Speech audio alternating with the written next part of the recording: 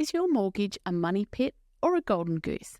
Today we're diving deep into the age-old debate of paying off your home loan versus investing to reveal the best path to financial freedom.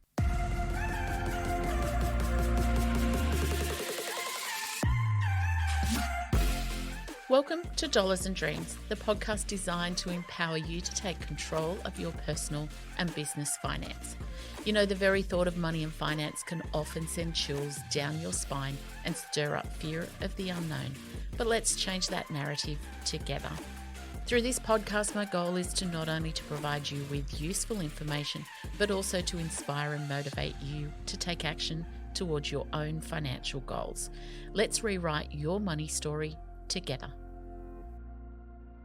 Hello and welcome to today's episode of Dollars and Dreams, where today we're going to dig deep into whether you are better off to pay off your mortgage or pay the minimum amount on your mortgage and invest the rest. And of course, as we know in Australia, we have a huge home ownership rate compared to the rest of the world. And so making a decision on whether you buy a house or rent is not today's episode. We are talking today with people that have a mortgage and are trying to make a decision whether they pay the minimum payment on their mortgage and invest any surplus income or pay off their home as quickly as they can and then start to invest, or a combination of both.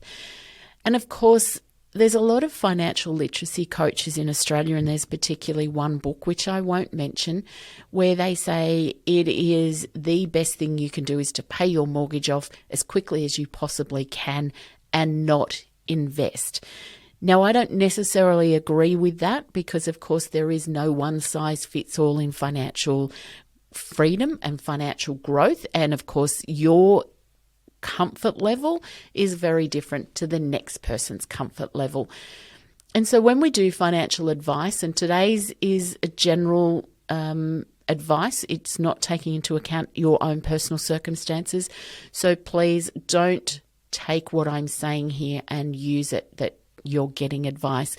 Today's episode is about giving you the knowledge so that you can make informed decisions. And so when we look at any of our clients, when we do the financial advice process here in our offices, we actually look at what we call their risk profile. So that's their tolerance to risk. Anybody who has a fairly low tolerance to risk probably isn't a great investor.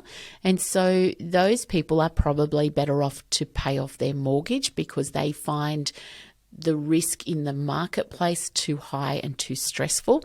Anybody who has what we call a growth or a high growth investment strategy or risk tolerance will always probably cope better with investing money and not worrying about a mortgage.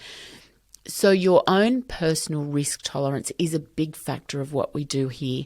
And of course, if you need help trying to work out what your risk tolerance is, we can get you a questionnaire. I think it's 20 questions. We use that in our financial planning business here at 123 Financial Group. I have it also on my website, jenrichardson.co, so you can download it, answer the 20 questions, and at the end you can work out what your risk tolerance is. So leaving aside that, as I said at the start of this podcast, this is not a podcast is do I buy a house or do I rent? That is a whole different kettle of fish and something that can be considered somewhere else down the track. And I might even do a podcast on that a little bit later on.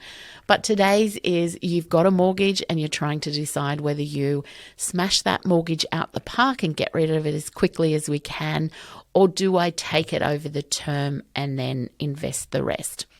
So the things that you need to take into account is, I said, your risk tolerance. So that's around the emotional and the psychological aspects of being debt-free.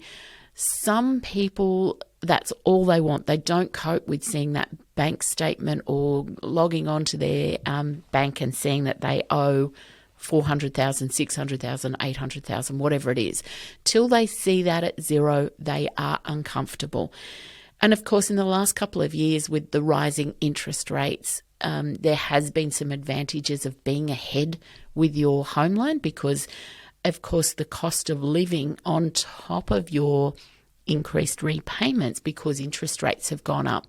Anybody who had a surplus in their home loan has been able to use that surplus to minimise the impact of how much their mortgage repayment has gone up each month. So there's definitely some pros to being ahead in your mortgage. And when interest rates are low, that probably wasn't an issue. When interest rates are falling, that's not such an issue either. So if you're one of those people that do stress about seeing a mortgage with a huge number on it, certainly for you, you're probably better off to try to get rid of that home loan as quickly as you can. You can always look at refinancing your home loan or talking to your lenders, of course, to decrease your interest rate.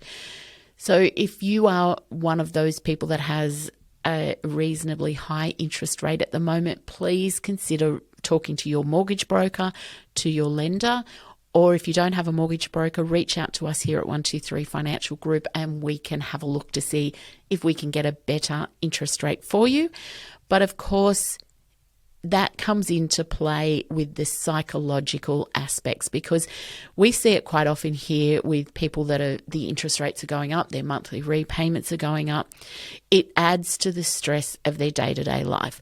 If you are one of those people or you're stretched with how much you can have as a disposable income, then probably looking at paying off your mortgage as quickly as you possibly can is a great thing for you. The other things with paying off your mortgage as quickly as you can is you have a guaranteed rate of return on your home. And I'm not talking about the value of your home, I'm talking about the mortgage.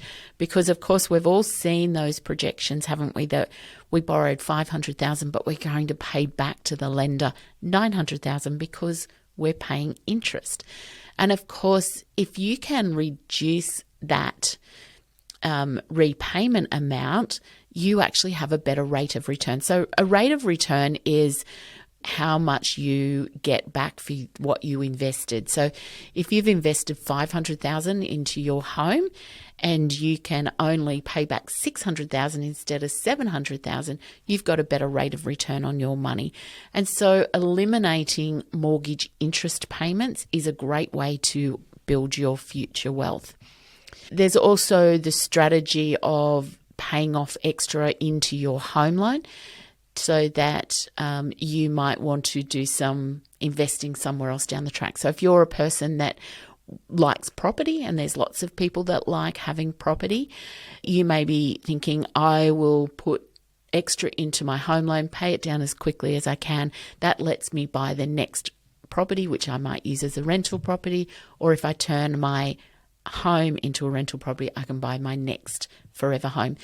Because of course, for some people, we're on stepping stones to getting to what is our forever home. Because the housing industry or the housing market has gone up significantly over the last few decades, getting into your very first home can be quite daunting sometimes. So we will quite often say to people, just remember your first home's not your forever home. Buy a home that you can afford. Pay it off as quickly as you can to get some equity, sell it, get the next home that is maybe your forever home. So that is a strategy that you need to consider. You also need to consider when you're deciding whether you will pay off your mortgage as quickly as you can or invest is where are you in your stage of life? Because if you are in your middle years of your working career, you may be looking at it saying, well, you know, my kids are in their early teens. They'll probably only be home for another 10, 12 years. We can then look at downsizing our home to something that's more suitable to just the two of us. And so you can look at, I can clear my mortgage in 10 or 12 years when the kids leave home and I downsize. And for a lot of people, that's the strategy that they have is they don't plan on this house their forever home. They will look to downsize to something that's more manageable.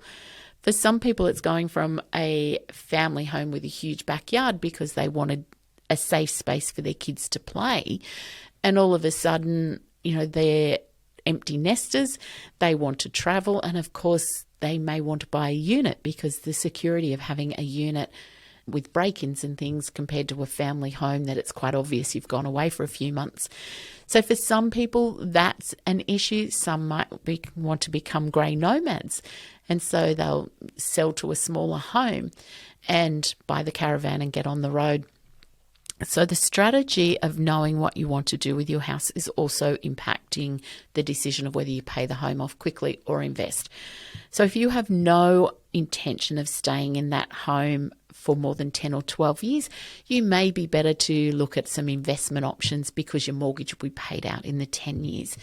And of course, as you know, I bang on all the time about compound interest. So if you're investing and you're making small regular payments for that 10 to 12 years that you're going to have that mortgage and then clear it with downsizing, you potentially can be better off. And there's lots of calculators out there where you can compare where you will be in 10 years with putting small regular payments in compounding interest scenarios compared to your home loan. Don't forget, though, when we talk about compounding interest, we always look at the growth of our money. And of course, with the mortgage, you've actually got a reverse compounding. You're saving interest, but it still has the same effect. You're growing your wealth by paying less interest. So that's something to keep in mind. You also need to look at whether you are risk adverse, and that's where I was coming back to earlier about your risk profile. So if you're nearing retirement, you would probably want to have cleared your mortgage, and that can, as I said, be through actually paying extra into your mortgage, or if you're going to downsize. Because when we retire, the psychological effects we see with a lot of our clients here when they're looking to retirement is your whole working life, income was coming in, whether you're a salary and wage person or a small business person, you're constantly each week or each month or fortnightly, you had income coming into your bank account. When you switch to retirement, you get a pension from your either superannuation fund or from Centrelink if you get aged pension, but you suddenly lose that psychological effect of money's coming in. If you're getting a pension payment from your super fund, you've still got money coming in, but the psychological effect we see with everybody is how long's my money going to last? So it's that real change that we have, and you don't want to have a mortgage payment if you're in retirement, if you can possibly help it. Now, for some people, they can't help it, but if you possibly can, you probably shouldn't. So the pros of paying off your mortgage early is the reduced interest rates, obviously, that you will pay over the life of the loan. There's the psychological effect of being debt-free, and you have increased equity in your home because you can either sell it and, as I said, upgrade to the next home, or if you've paid off your home loan and you're going to downsize at retirement, then you can have a boost into your superannuation fund through the downsizer contribution if you're eligible, or a non-concessional contribution if you haven't capped out those. You can always leave it outside of superannuation anyway. It's just not the great tax haven that superannuation can give you. The disadvantages of paying off your home loan early is the opportunity cost of investing. Now, I get that the last year or so interest rates have been quite high. So most people's interest rates would be 6 or 7% on their home loan at the moment. You know, we've lost those ones a couple of years ago where they were 1s and 2s. They will at some point come back down. You know, interest rates is like everything. They're like a bit like a roller coaster. They go up, they go down. They're never static or static for very long. Certainly, we hopefully we'll never see those interest rates that we saw in the 80s and early 90s where they were 17 and 18%. And I hear that all the time from clients that are older. You know, the kids now, they're lucky. They've got interest rates of 6 and 7% and they're still whinging. We had 17 and 18%. But the difference is the house price. And of course now most of our houses are 6 and 7 times our annual income at best. Back in the 80s and 90s, we were buying houses for 3 to 4 times our annual income.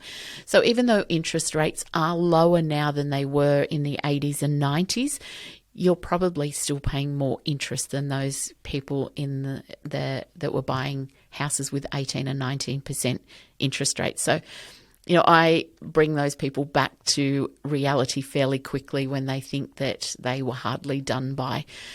And of course, getting back to what I was talking about is that if your interest rate is 6 or 7%, most investments are somewhere between 6 and 10% that you can get as a rate of return.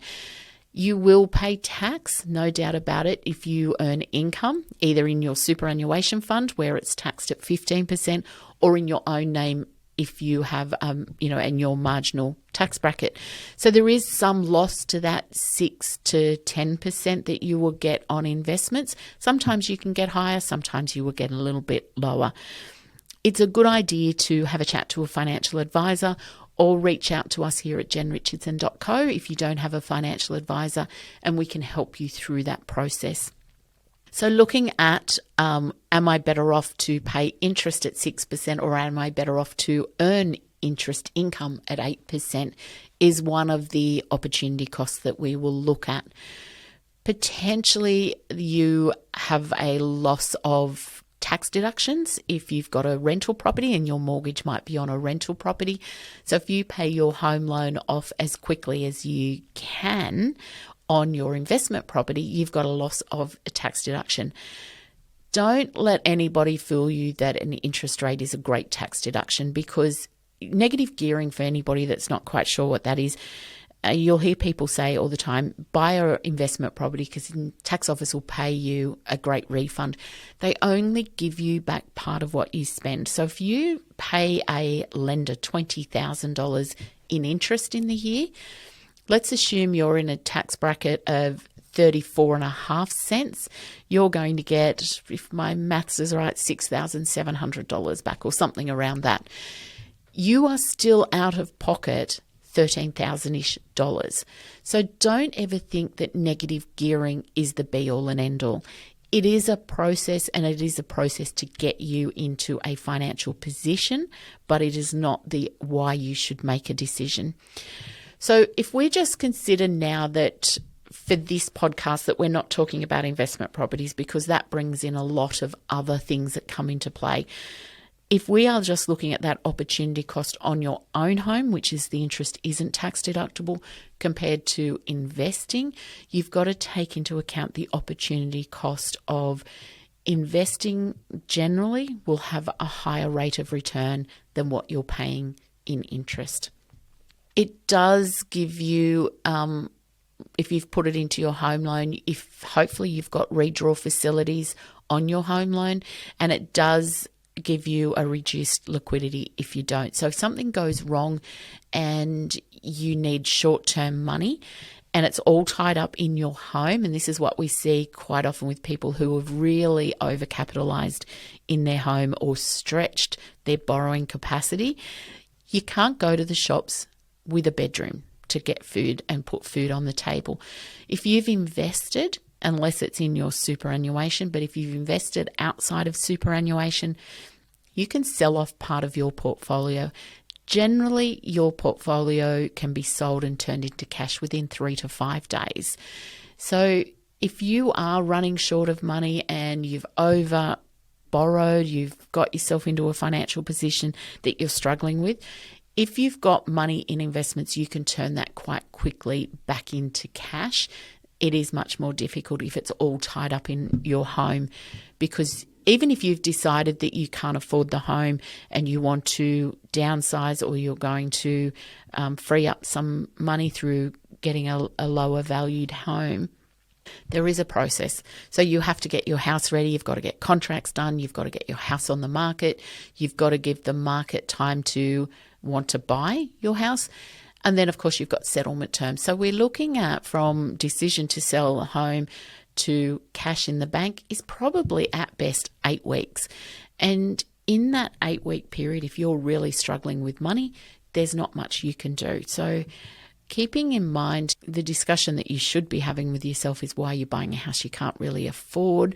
But if you are in that situation now because of increased interest rates, if you don't have anything sitting in there and you have investments, you can get rid of your investments much more quickly. So the case for investing, and as you know, I'm a financial planner, so we're always looking at the pros and cons of every situation. So the investing is the biggest pro, is that there is potential for higher returns in the share market or other investments. Now, when we're talking investments, we're definitely not talking about putting your money in a bank account or putting your money in a term deposit, because most of those investments will not even be keeping track of inflation. And of course, if your investment's interest rate isn't as high as inflation, your actually investment is going backwards. And that's one of the things that a lot of people that want to invest in cash or term deposits go, my money's safe. There's no ups and downs like there is in the share market. When my term deposit matures in 6 months, I've still got my $10,000 and I've got interest on top of that. But if your interest rate on that $10,000 didn't match inflation, the purchasing power of your $10,000 is not what it was 6 months ago when you put that money in. So to be very clear, this is not what we're talking about in this podcast. There's no consideration here of putting it in cash at bank or in a term deposit, because if that's the case, you are probably better off to sit it in your mortgage, because term deposit interest rates will be less than your mortgage interest rate. Because, of course, that's the lender. Banks are borrowing money from investors in the form of term deposit, and they're on lending to you. They have to have a markup on that, because otherwise they're losing money, and they're not going to do that.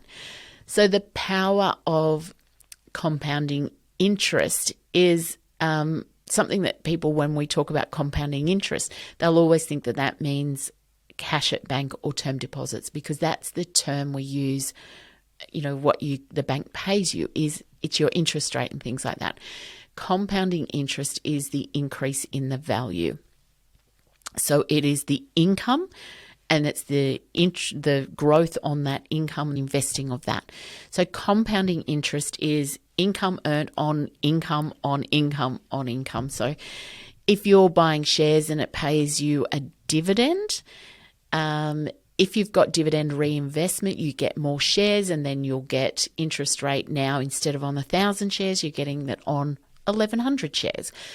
You reinvest the next one, and I'm going to stick with simple ones here. Instead of now getting paid dividends on 1,100 shares, you're now getting interest on or dividends on 1,200 shares. So that is compounding interest. It's interest on income that's already been paid, or income on income that's already been paid. Compounding interest is just not interest in bank accounts. So you can build wealth through what we call diversification. So if the only thing you have is your home, and whilst people don't consider their home an investment, it is, because you can sell it at some point. And as I said earlier on in the podcast, property is classed as a growth investment because it generally will grow in time. So diversification means that you don't put all your eggs in one basket, because what you don't want is to be totally invested in the property market and then the property market goes down, which it can do.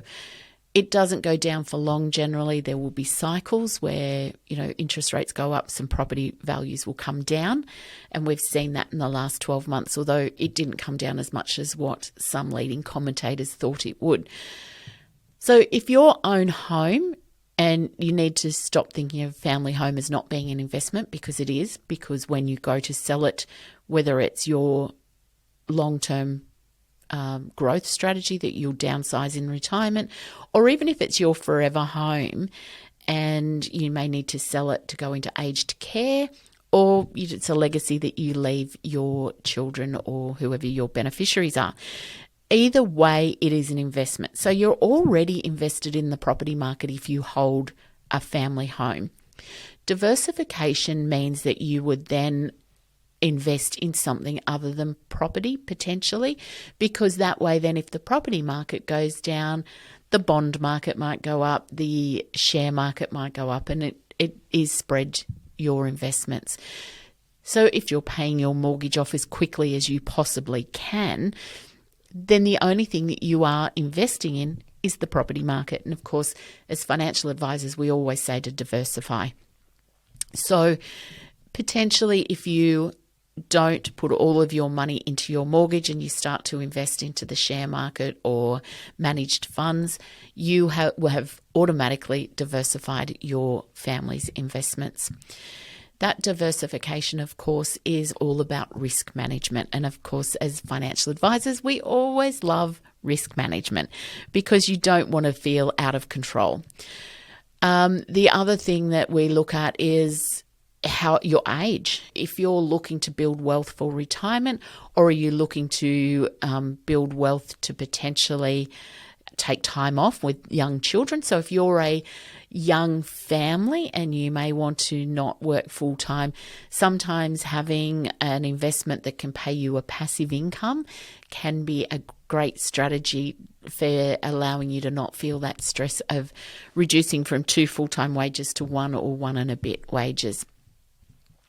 The other thing that we look at is your investment horizon, and that's where I was saying, are you getting close to the end of your retirement, or are you got a lot of working years left? So the people that are younger and have longer left before they want to retire potentially may look at doing a strategy where you're doing some small investing, but also getting some capital into your mortgage so that you can use that if things go wrong, as they so often do. So the potentials for investing rather than paying extra is the higher returns that generally will come with investing in the share or managed funds market, as opposed to the interest rate that you're paying on your mortgage. You're diversifying your investments for your family, so you've got some in your home and some in other types of investments to balance that risk. There's also potentially can be some tax advantages with investing because of franked dividends and things like that. And the disadvantage, of course, is that investing can be volatile, although that is part of your risk assessment before you do it. There is also the potential that, depending on where you invest, that all investments can lose money or go not so well. So there is a risk of losing your money. The key to investing in anything, whether that be your home loan or into any share market or managed funds, is to do your research and gain knowledge. Don't listen to your neighbour. Don't listen to the colleague that at work that says, oh, you've got to pay your home loan off as quickly as you can, or the colleague that says pay the minimum and invest in the share market. Do your own research. Work out where your comfort lies and work out what is best for you as an individual. If you are not sure, please reach out to a financial advisor. And if you don't have one, we've got fantastic financial advisors here as part of where my financial services practice, 123 Financial Group, or through the Richardson.co website. You can reach out to us and I can put you in touch with a financial advisor. Do your research. Knowledge is power. But the thing that I always say to people is it is your risk tolerance that is the most important thing. Are you the person that lies awake when interest rates start to go up on your home loan? If that is you, pay off your home loan as quickly as you can. If you are the person that says, I'm getting 8 or 9% in my share portfolio and my mortgage is 6%, then why would I put something into something that's earning me 6% potentially, or something that potentially can get me 9, 10%? As I said, no one size fits all, but that's something to consider. Consider whether you are better off or if you want the comfort firstly. And I'm sure you've heard me say in all my podcasts that I always talk about the sleep test. The sleep test is if you put your head on the pillow at night and can sleep without worrying about whatever financial decision you've made, then you have made the right decision. So if you want to pay the minimum on your home loan and invest, and then you hear that the share market went down and you lie awake all night worrying am I going to lose my money? How am I going to cope? That's probably not an investment for you. Regardless of whether your colleague, family, friend, neighbor, or whatever has that strategy, if you lie awake worrying, it is not for you. If you hear that and you go, yeah, that's okay, I've got an opportunity now to buy more shares while the share price is low, then that is the investment for you. If you want me to model out anything, what it looks like if you have your home or invest, to see where you sit in 10, 20, 30, 40 years' time, reach out to us and we can organise an appointment and we can do a little bit of modelling for you. So modelling is what financial advisors do to project forward. It's a fancy term that all we're doing is some projections to what it looks like. So we can say, this is your mortgage, this is your interest rate, this is your minimum repayment. Let's do that. Let's invest that extra that you have and put it into a share portfolio or a managed fund or something at a interest rate. What does that look like after 25 years of investing? That will give you where you sit financially. It does not get where you sit psychologically. They've both got to play together. So reach out to us here at jenrichardson.co if you need any help with that, or if you need any financial advice that is personalised to you. Reach out to us and we can get one of our advisors here at 123 Financial Group to help you out. So that's it for today. I hope that has helped you with that age-old question that we get, am I better to invest or pay off my home loan? There is, as I said, no one size fits all. And of course, you need to take into account how comfortable you are with the decisions that you make. But please make informed decisions, not decisions based on hearsay or what you hear in the media or the finfluencers, the neighbour or anybody else. So thank you for listening. I hope you have a lovely week. Don't forget our Tuesday podcasts are now business related. Our Thursday podcasts are personal finance related. So I'll either see you next Tuesday or I'll see you next Thursday. Please like and subscribe so that you are notified when I drop a new podcast. If you have anybody that you know that could benefit from what we talk about here at Dollars and Dreams, please refer them to listen or watch our podcast. And of course, if you need any help with your financial situation or how to build your wealth, jump over to our website, jenrichardson.co. We have lots of courses, lots of downloads, and everything that lets you take control of your own financial future. And if there's any topics that you want me to cover or things that you have as burning questions, please comment where you're either watching or listening this podcast, and I'll schedule some of those topics in the future podcasts. So that's it. Have a lovely week, and thank you for joining me today.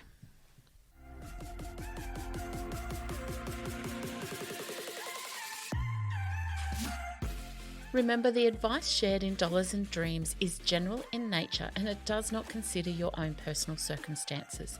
Dollars and Dreams is for educational purposes only and should not be relied upon to make investment or financial decisions.